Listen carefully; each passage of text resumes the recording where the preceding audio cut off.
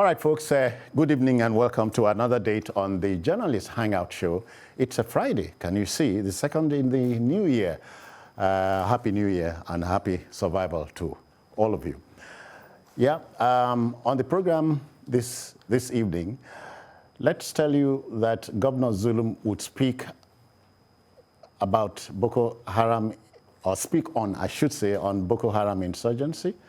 Geidam residents flee town after Boko Haram attack, just as Defense Minister seeks Chadian support to end insurgency. And later on, we'll share this with you. Manufacturers Association of Nigeria, MAN, laments that poor power supply is strangulating manufacturing, warns that increase in electricity tariff will shrink economy. But let's say I'm hanging out with Babajide Kolade Otito Jubike. I greet you. Jide, I saw you last year. Yes, I want to say Happy New Year to you. Yeah. And I hope you will be less pestersome this year. Okay. Can we spell that? Jide, this is a new year. Yes. All right, we have Olabisi Deji Folutile or Folutile. Folutile. Okay. Why do you people like hyphenating your names? Because we want people to know that husbands own us. Okay. Deji is my husband's name. Folutilenko Is his father's name. Jide, this is a new one. I'll keep this at the back of the mind. Okay. Welcome. Thank So you. the team is ready. I hope you are.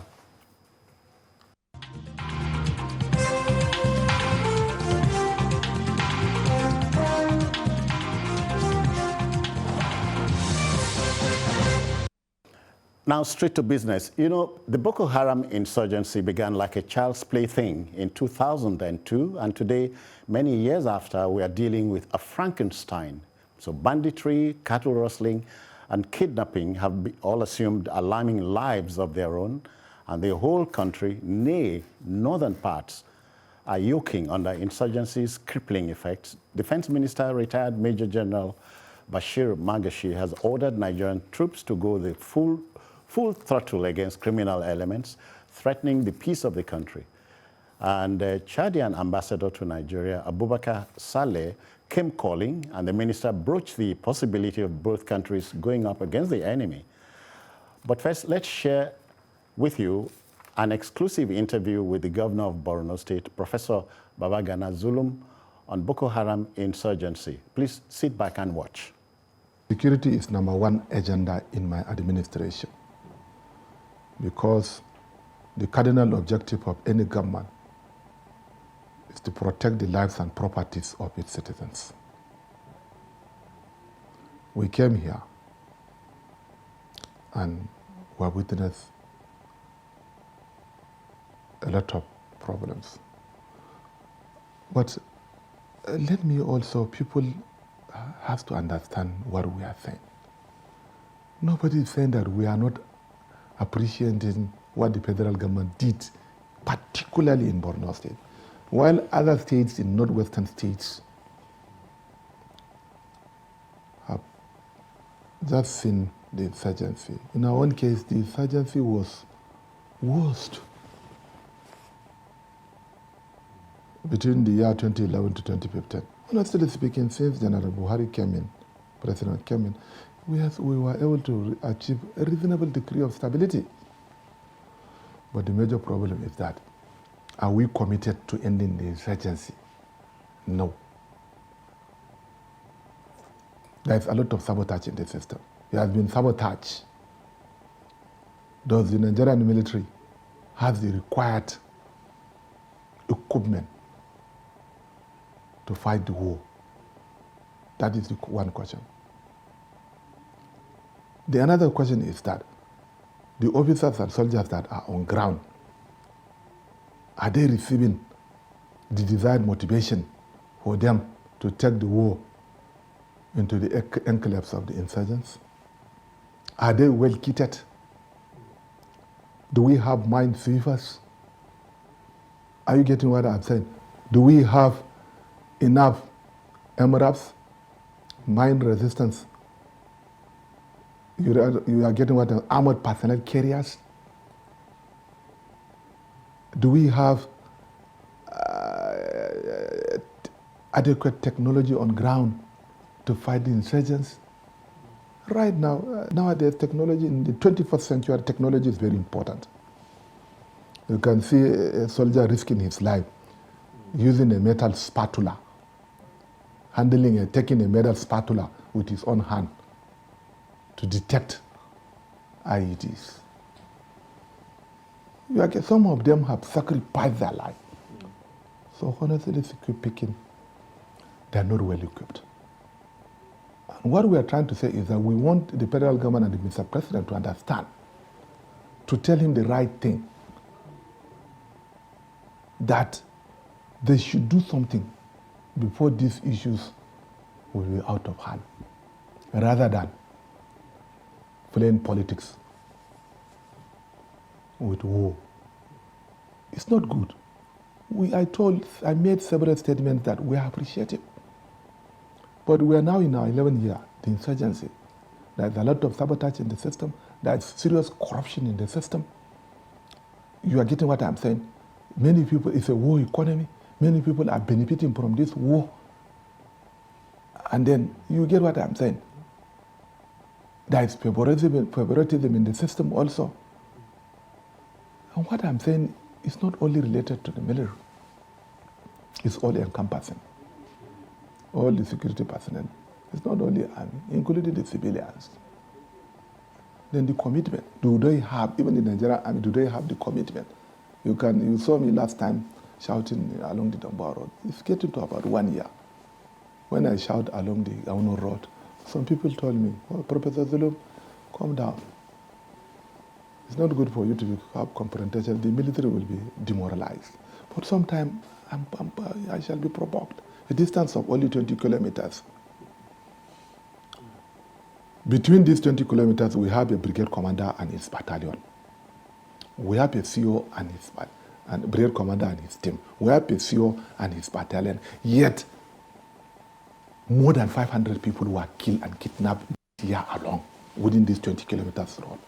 What justification do they have in saying that the Nigerian army has control of what is happening in the region? We must say the right thing. They are paying. So, you have given an examination to your student as a lecturer. The student has been failing the exam for 11 years. You need to review, either to reset your question paper, or you have to retrain them, or do something.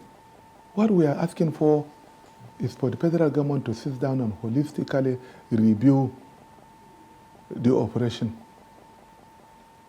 in the theater, so that we can go somewhere else. Since I became the governor of Borno State, as a governor, I'm telling you right now, sitting. As I saw me yesterday, I slept about 2:30 and woke up 4:30. I had only 2.5 hours spent. What I did in the night was trying to find out the well-being of the people.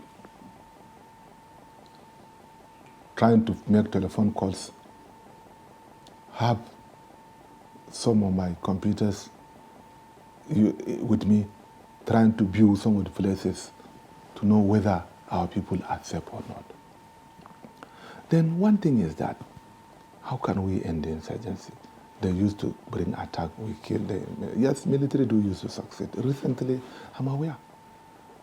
But there is a need for us to squarely address the issues, as I've been saying so. We have the insurgents in the shores of the Lake Chad. The Nigerian army has never cleared the shores of the Lake Chad completely. No. The Sambisa has never been cleared, The Mandara Hill have never been cleared. And I don't have this capacity to go there. I'm telling you. Yes, we acknowledge the fact that Mr. President has bought a lot of items. But it will take time for these items to come in. You cannot just go and fight with an empty hand. So what we are saying now is that we are advocating for mercenaries, for them to have a coalition with our army personnel to defeat the insurgents in these three main important enclaves, pending the arrival of our needed equipment. Are you getting what I'm saying? This is something very important. And secondly is that there's nowhere in this whole world one country has defeated, has succeeded in war. You must have to look for coalition. For the reason best known to them, the Nigerian army are not in support of coalition. Nobody is saying that. We are not saying Nigerian Chadians are better than us. We are not saying that they must bring Chadians. But under the Lectured Basin Commission, the member states are very important, whether we like it or not. Cameroon, Chad, Niger, and Nigeria. For them to defeat the insurgents, four of them has to form a coalition. Chad will never succeed without the support of Nigeria. Cameroon will never succeed without the support of Nigeria. Niger will never succeed without the support of Nigeria.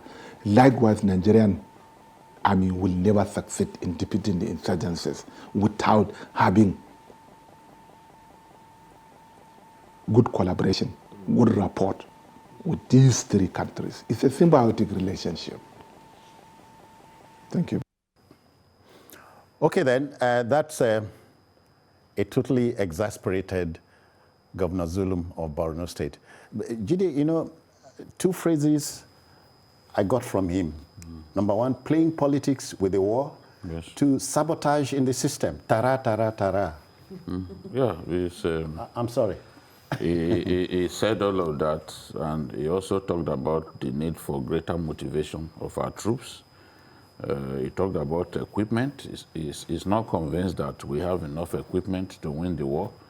He was talking about lack of MRAPs, that is mine resistance and ambush protected vehicles. They are built like ammo tanks, but they are very effective because if they drive on top of IEDs, the troops will be protected. The MRAPs were created by the U.S. troops during the Gulf War when they discovered that Iraqi fighters were using IEDs to kill a lot of U.S. troops.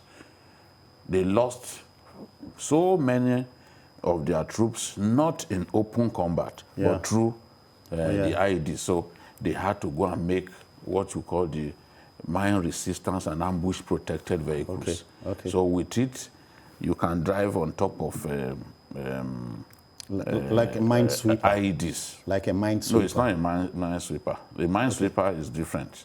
Okay. It sweeps the mines away.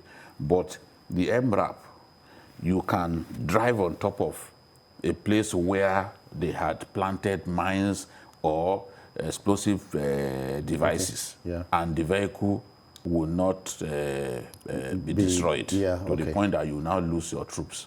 So that, and you remember the documentary that I did in Oderemo. There is a Nigerian who actually produces MRAPs. This thing we are talking about. Yes, it produces MRAPs because in this kind of warfare, you need those MRAPs. In fact, Chad already notified the Nigerian producer of MRAPs that they want 100 units. Well, to protect your troops in this kind of combat, because the enemy is not ready to fight you at all times, conventionally, eyeball to eyeball. So they would rather use bombs, explosive devices by the roadside and all that. So he is saying that we do not have enough MRAPs, we do not have enough armor personnel carriers, that we do not have the technology to win this war. And he's saying that at this time, we really need to collaborate with the Chadian neighbors and other countries of the alone. Yes, other countries of the Chad Basin. So he's also saying that we have never cleared Sambisa of terrorists. We have never cleared the Mandara Mountains of terrorists. We have never cleared the Lake Chad Basin, our own side of the Lake Chad, because the Lake Chad is the marshy area through where all these countries, Cameroon, Niger, Nigeria, it's like a have a melting border pot. where they meet, so to say. The borders of those countries, that's where it is. So he's saying we have never cleared the area. And it's just the same thing that the Sultan of Sokoto said, that why is it taking us so long to go and dislodge this from the islands of Lake Chad? Because the Albanawi faction of Boko Haram, that is their base. Everyone knows that that is their base. Everyone knows that the Sambisa forest is the base of Shekau. Everyone knows that Shekau's men are hiding on top of the Mandara Mountains. So the point is, when are we going to dislodge them from this area? So he's saying that we have an issue with capacity, and he was talking about the Jakana Auno area along the Maiduguri Damaturu highway. He's saying that it's just a distance of 20 kilometers, but that more than 500 people have been kidnapped in 1 year in that area. That why is it difficult for the army to protect that area, whereas the army says that it has the whole of the northeast under its control? Why are they unable to protect just 20 kilometers? So that's the point that he's making. Okay. We'll get back to, we'll talk about Geidam and all that, but BC, let me sound you out. You know, on April 2nd last year, 2020, Governor Idris Deby, in a manner of speaking, took the battle to Boko Haram. And so you would have expected us to play up, on that intervention. Now the Minister of Defense is harping on that. Actually, I think from all that the governor has said this evening, he has really told us the simple truth and facts that we probably knew, but did not want to actually accept. And I also love the fact that he spoke as a professor, in that he said something that if you are a teacher and you set questions for your students for 7 years, who keep failing, there should be a problem. That it is either you reset your question or you retrain your students. That there is definitely a problem. Just like the way people would say that if you keep repeating the same thing and you expect another a different result, then you must be something must be wrong. Now, so I think apart from the fact that, apart from what Jide mentioned, this governor has also told us about issues of capacity, commitment of the army towards the war, about strategy. He has spoken about strategy. And I think, now come to your question, why are we delaying? What is the problem? And why is the army not interested in this coalition? If the coalition is going to help our country in actually fighting the insurgents, why are we dragging? Why is the army not interested? We need to probe into that. And I love the fact that he said that you cannot accuse me of demoralizing the army that cannot protect a 20-kilometer.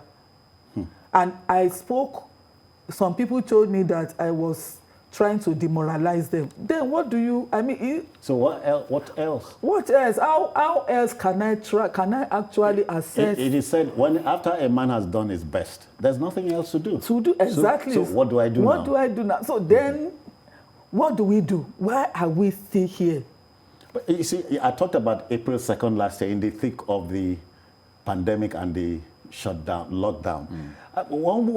When President Idris Deby took the war to them, I expected to build on that mileage. We couldn't build on it because of these problems that the governor identified.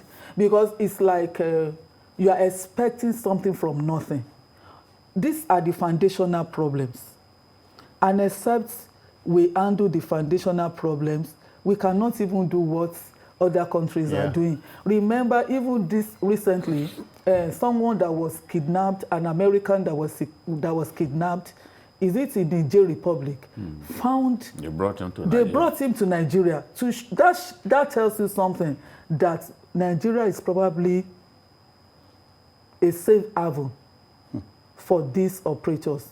And that is the problem. It leaves so many things, Jide, to the mind. Yeah. Oh, okay, so playing politics with the war, you know, I want to underline that. Yeah, it's, I won't be surprised if some totally misguided people start calling this governor a whaler, because they are completely disinterested in the truth.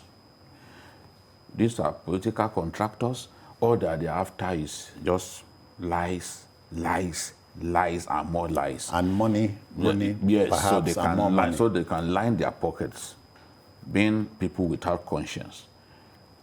The governor said some people are playing politics with this. He has his reasons. And facts. That's where he is. And frankly, I don't know anything that he said today that I have not said before in this program. Frankly, I do not know any. Because I've always talked about the fact that, look, we need to take the battle to these persons. Yeah, because it is possible. Because we are too defensive. She just talked about the rescue of the American. The Americans battle to the bandits where they were. They use technology. The governor talked about technology. Because technology will help you pinpoint even the location of the enemy. Oh, yeah. You know? And you can see them. Yes. So I've always said these things. But when you say the truth, they will call you names, they will say all kinds of things. And here is a governor watching his people die. And you expect him to simply keep quiet and be politically correct? Oh, yeah. No. Not everyone. At a critical time like this. Not everyone can be... He said it that, look, I would rather die fighting for the interests of my people than die a coward. The governor made that clear. Or in a manner of speaking, playing to the gallery. No, not all of us are wired to play to the gallery. Not all of us. Did you consider the other leg, sabotage in the system? That's even more... I'm going there. Yeah. I'm going there. There is sabotage. No doubt, even the army had admitted in the past that there is sabotage. How does Boko Haram manage to know about troops movements? Yeah. They go and wait. And I hear when you go in through here, let me don't go out. Let me explain to you that in the last few months, we have lost more soldiers through ambushes than open combat. Yeah. How does that happen? How do they get to know that, oh, these guys, they are moving, and somebody is told, that person waits for them, and they ambush our troops. Oh, boy. So you cannot, and the army had made arrests in the past, suspecting that, okay, some people decided to rat on their officers and men. So no one can deny that there isn't sabotage in the system. All that we can ask for is that these saboteurs are identified and justice served on them, because they are causing the rest of the people to suffer. Oh, yeah. This is a war that by now should have Avoidably. been won. Suffer avoidably. And Avoidably. the truth is, you talked about the president of Chad taking the battle to Boko Haram in the islands of Lake Chad, their own part of the islands of Lake Chad. Boko Haram killed 90 Chadian troops on Chadian soil. It was the single biggest carnage. Yeah. On Chadian soil. Yeah. The president was embarrassed, and he decided to lead the battle. Because in that battle, they still lost 52 more soldiers, but they succeeded in pushing Boko Haram out of their territory. And he said, look, and he came into Nigeria and said, see, we will wait here until our troops come to retake that part of the country where we they can were. pull back. Yes. We all expected that, okay, we'll build on that momentum. Sorry, we have kept Benedict in Port Harcourt waiting. Ben, good evening to you. Welcome. Good evening, sir. Ladies and gentlemen, good evening. Yeah. Please, all protocols observed. This war about insurgency, about Boko Haram, to be very specific, it is all political. If you like, let us waste all our saliva from here to tomorrow. It is all political. Look, there are many questions to be asked. What type of training the president of Chad, President Deby, has gone to that Buratai has never attended? That he would attend that type of training, and the federal government did not grant it. We are just wasting our saliva until when we get to that crossroad before Boko Haram, against Boko Haram we end. The country is in danger. The country is in danger. The presidency and the people fighting this insurgency, they are all playing politics. Okay. Okay. So nobody can accuse Nigerian soldiers of playing catch up, because talk about training, our boys have been there. But we'll take this breather and return. Please don't go away.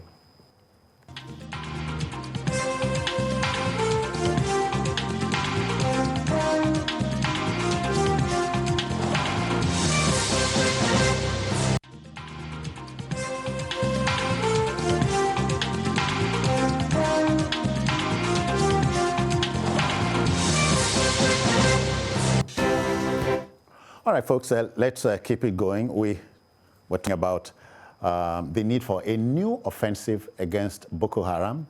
And of course, we started with an exclusive chat with Governor Zulum of Borno State. Jide, at a time like this, you appear helpless, but at the hangout, what we are armed with would be facts and so on, and nothing else. Yes. So none of us, I don't need to play politics, neither does she. No, so the facts are glaring. Facts are the tools of our trade. Playing politics with the war and sabotaging the system. I don't know how you break it down. The truth is, we have talked at length about sabotage. We have talked about strategy. We have talked about the need to move from a defensive force to an attack-minded fighting group.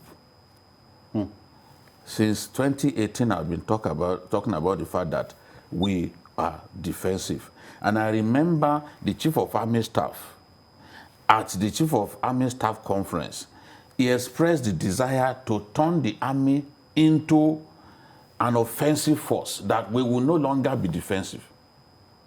Mobile one too. But even the idea of the super camp is defensive in nature. But the truth is, if you set up huge super camps, you still have to get your troops to move around, either for admin reasons or other reasons. And when they move around, Boko Haram will be waiting for ambush. That's what is happening now. The super camps, yes, we won't lose as many soldiers as we were losing, because Boko Haram was attacking military bases and all that, looking for opportunity to steal weapons of our soldiers. But the moment we had those super camps, they had the equipment to protect themselves. They were big enough, so they could no longer take down super camps. But the troops must still move around. And so when they move around, they get attacked. Look at the attack on our troops in Gorigi, for example. We lost so many soldiers in just one attack, Gorigi. We lost so many. And that's also in Borno State. Yes, in Borno State. And then the Gorigi, by the way, is part of the very dangerous Timbuktu Triangle.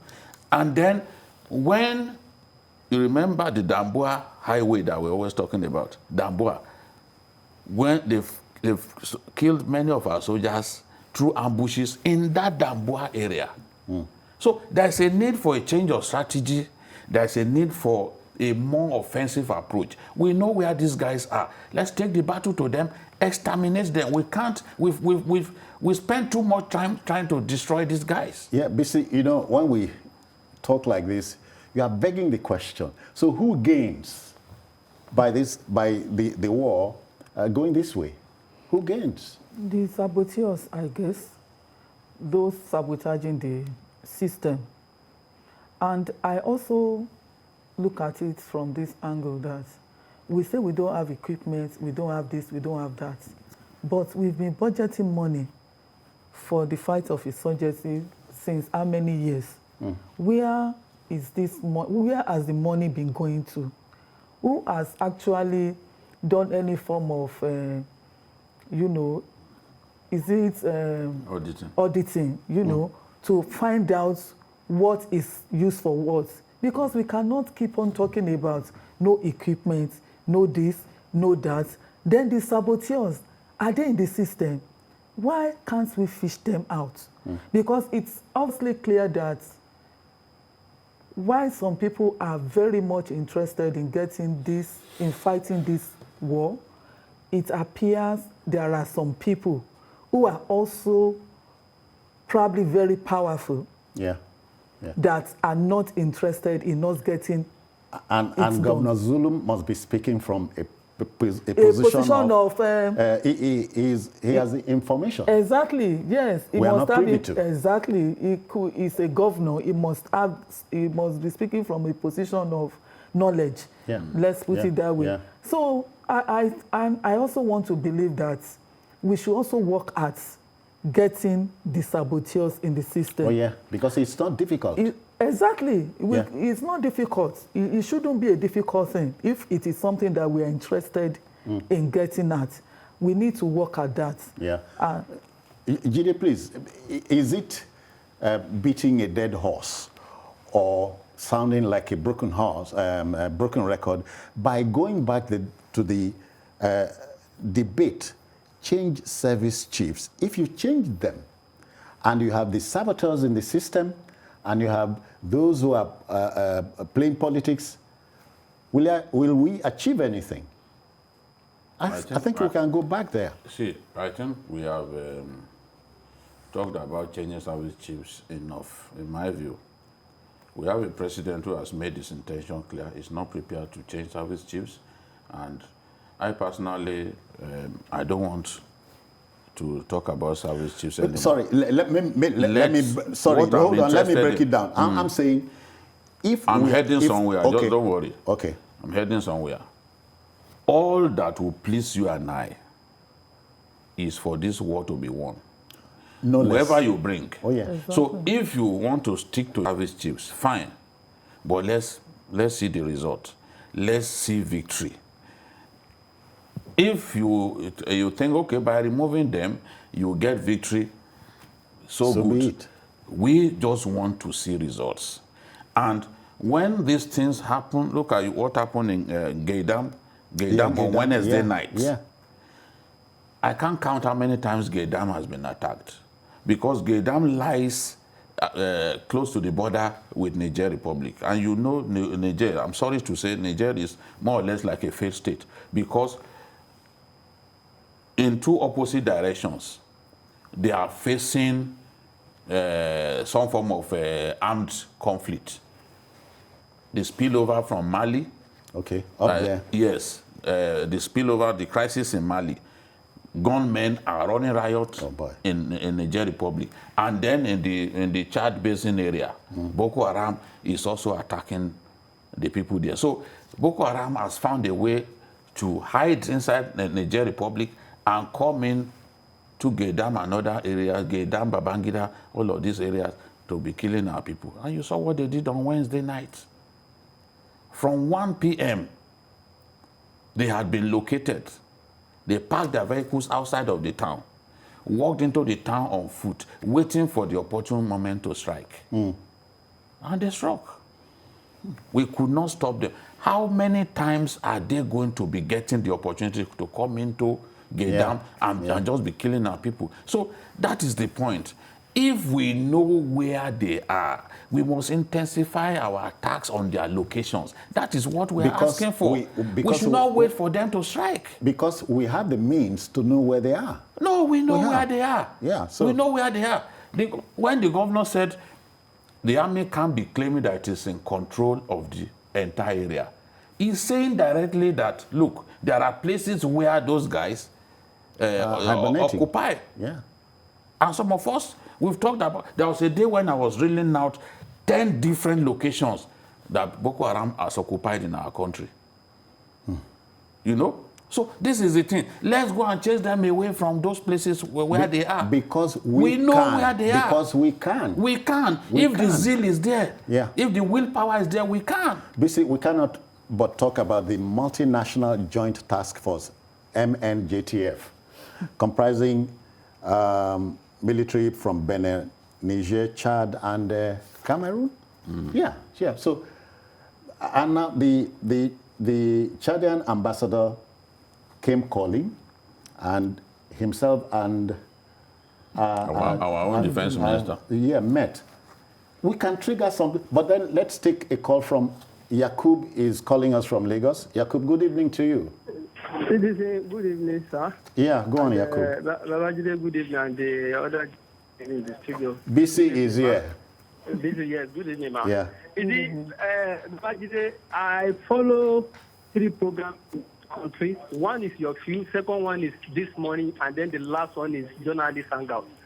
I don't think there's anything Governor Zulum said that Babajide has never been said, because I follow this program every day. It's within my daily routine. You see, Babajide has been saying this time without number that we should take the word to this guy. In fact, there was a day I watched this program. Babajide beginning to mention the location one by one. I was thinking that Nigerian government are watching this program, and then they are listening to Babajide every day, but they did nothing to it. I give it to the governor of Borno State. In fact, it is one of the best governors in this country. I stand to be corrected. After him was a governor. So after saying that, Babajide, I want to ask a question. How long is it going to take US to deliver this super to Kano talk? And then because I wonder why Boko Haram still exists, because these people don't have capacity to fly. But Nigerian government have capacity to fly using the aircraft to strike them. But how come they still exist? It is as you rightly said earlier. God Almighty will help us. Thank you, Yakub. Yeah, God will help us is like a refrain here. But we must begin the help by doing something, and God will come. Gidi, you have done all this, and you expect people to like you. But you are doing your job. I'm doing my job. That's all. They can say what they like. That's their problem. They have a choice anyway. So we are talking about the and the meeting between the 2 big heads. Yeah, I think this is the time for us, for our own side, our own minister to actually prove to us that it's not just a talk. Yes. Because what they are talking about is exactly what the governor is also talking about in terms of coalition and in terms of, getting, help. Just working together. Basically. So I think this is a time to do something different. It's a time to do something different, apart from what we've been talking about. Now I ask, why are we not interested in this coalition? Is there anything that we stand to lose if we work together with countries like Cameroon, like Chad, like Niger, is there something for our own military to lose? Because I don't know. I really don't see what we'll... Because we did it in 2015, just before the war. Before the years. We allowed the contractors, the people they call mercenaries, we allowed them to come in. We allowed Chadian troops to come in. And we were able to take back those communities. For that election. Yes. Many Nigerians who are not really historians would think that it was actually after May 2015 that we recovered all the local governments. Those big towns in Borno State, 17 local governments were recovered before the 2015 election. No. So were the saboteurs then on holiday? If the will to win is stronger than their own will, you will prevail. That is the thing. Then 7 local governments in Adamawa State were also recovered during that period.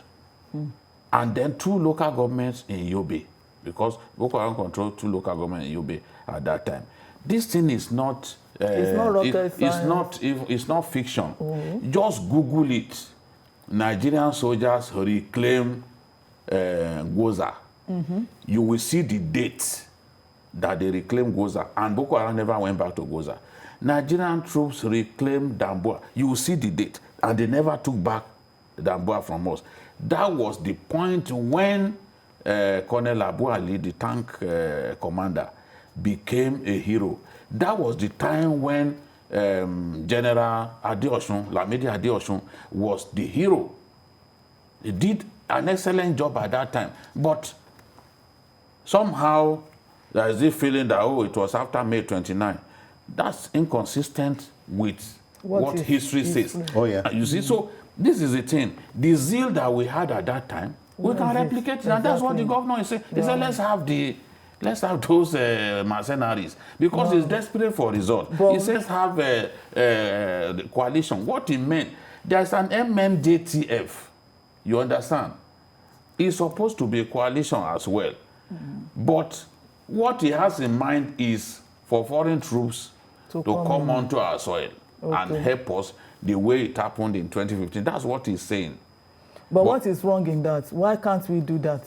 Meanwhile, we have sent troops to other countries. We sent troops to Angola. We sent troops to Lebanon. We sent troops to Liberia. We sent troops to Sierra Leone. We've sacrificed our lives to bring freedom to many countries of the world.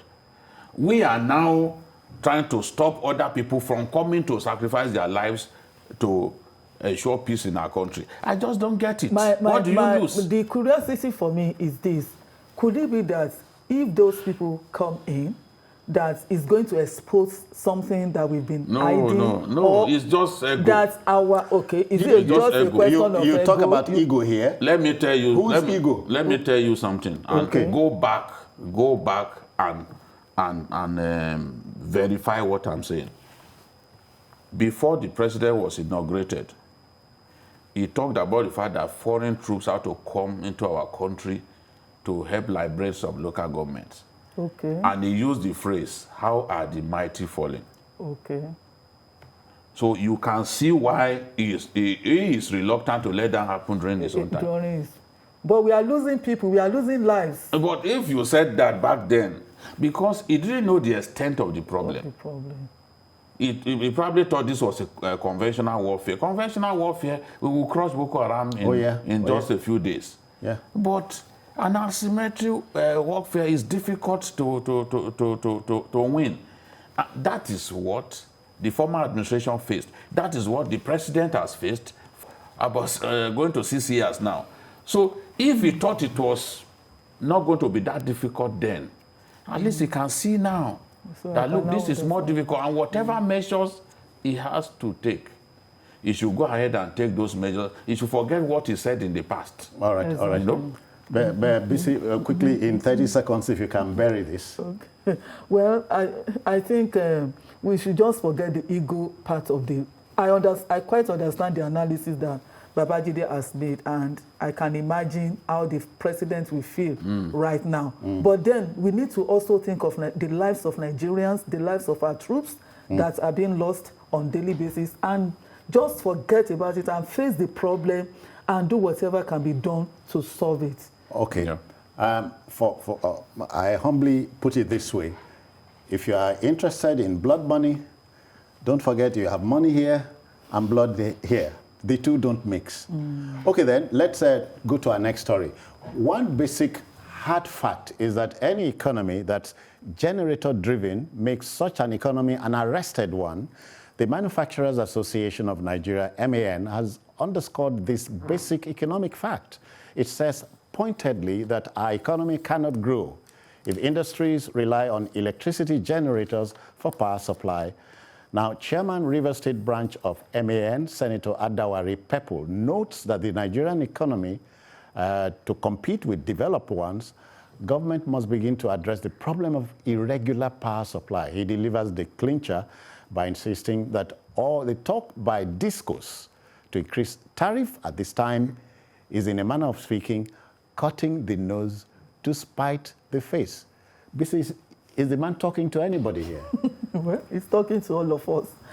Now, the truth of the matter is that power is the energy of any economy. And it is well known that any society that does not have power the economy cannot roll. Let's put it that way. And interestingly, our economy has not been rolling. And we have this problem of inadequate power supply that has been there since independence. And we've done a lot of things in the past to solve this problem until we go to the part of privatization. And in spite of our privatization, we are still in this mess. There is no doubt that Nigeria is losing every day. In fact, Lagos Chamber of Commerce and Industry put it this way, that Nigeria loses about 10 trillion naira every year due to the problem of inadequate power supply. And there is another report that says that Nigerians spend at least 3 trillion naira every year on generators to power their generators. So look at that huge amount of money. And a cynic had said, it appears the world produces generators for Nigeria. For Nigerians, exactly, because it's like we have decided not to do what we should do right, so that we can be which nation, which country do you see use generators the way we do in Nigeria? Come on. Even among African countries, where do we see this kind of problems in Nigeria as we see in this country? So I think industries have suffered. Businesses have suffered, especially the SMEs. And it's interesting that we are faced with this problem year in, year out, and we are still in the same thing. But then there is a problem. For now, I learned Nigeria has a total capacity to generate about 12,000 plus megawatts. And out of that 12,000 plus, the one that we can transmit is not more than 5,000 plus. The major problem is transmission. So we have a problem of transmission. Even our gas system, we have another problem there.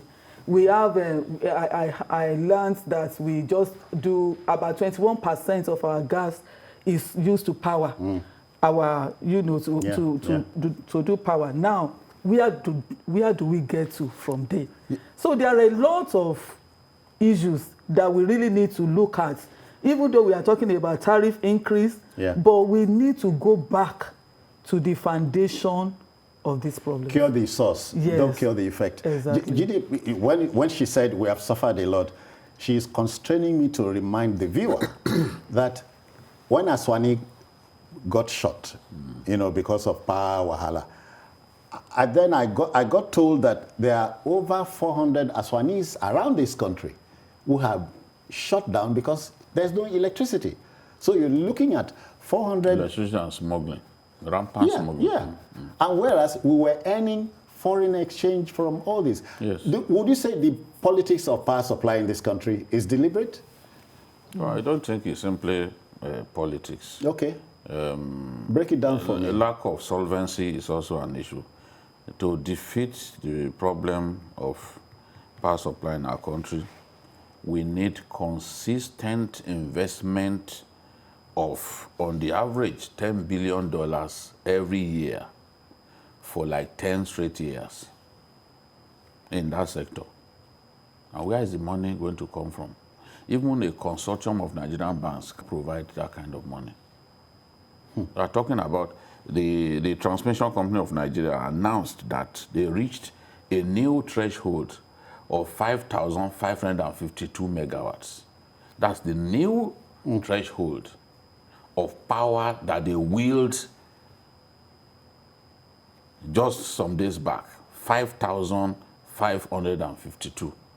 Now, you look at a country like South Africa, their generating and transmission capacity is about 42,000 megawatts on the average. And I hear they have 10,000 extra standby.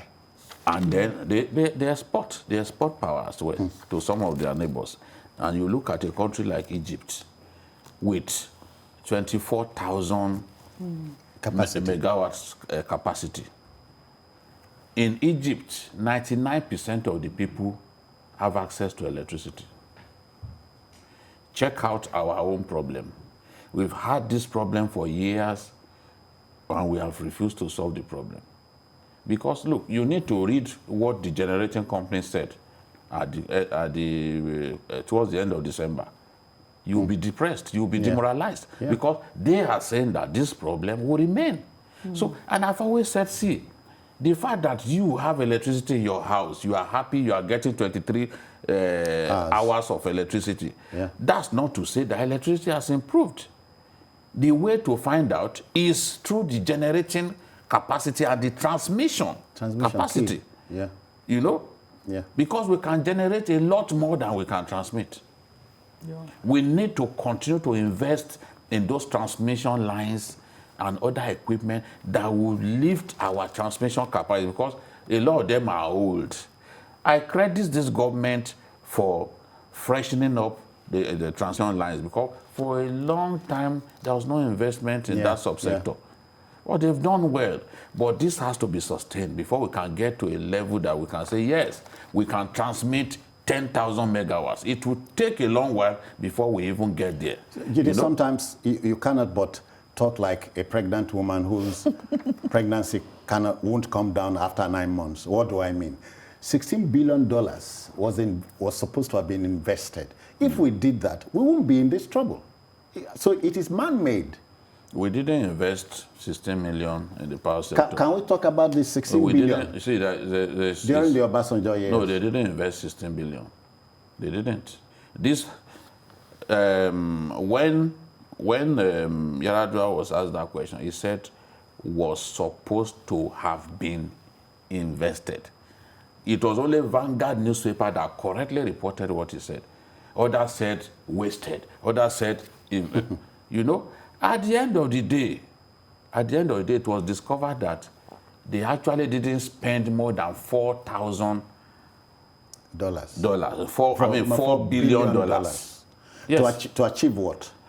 To build new power plants and other power plants. They actually built. They built. I know. 10 new power plants. 10 new power plants. Are they generating? They are generating, but is what they are generating enough? Sometimes we have issues with gas supply.